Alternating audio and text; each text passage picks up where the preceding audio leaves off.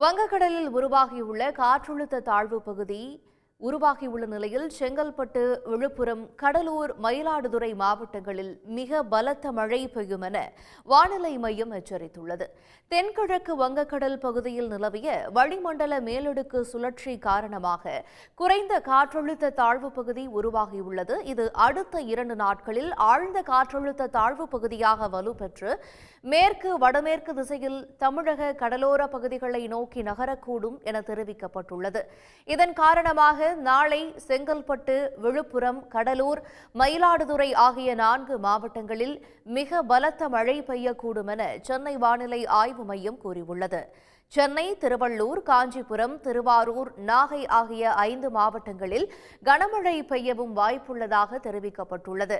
நாளை மறுநாளை பொறுத்தவரை சென்னை, செங்கல்பட்டு, திருவள்ளூர், காஞ்சிபுரம், கடலூர், விழுப்புரம் ஆகிய வட கடலோர மாவட்டங்களில் மிக பலத்த மழையும், ராணிப்பேட்டை, திருவண்ணாமலை, கள்ளக்குறிச்சி, வேலூர், அரியலூர், மயிலாடுதுறை மாவட்டங்களில் கனமழையும் பெய்ய வாய்ப்புள்ளதாக சென்னை வானிலை ஆய்வு மையம் கூறியுள்ளது. உடனுக்குடன் செய்திகளை தெரிந்து கொள்ள சன் நியூஸ் பெல் ஐகானை கிளிக் பண்ணுங்க.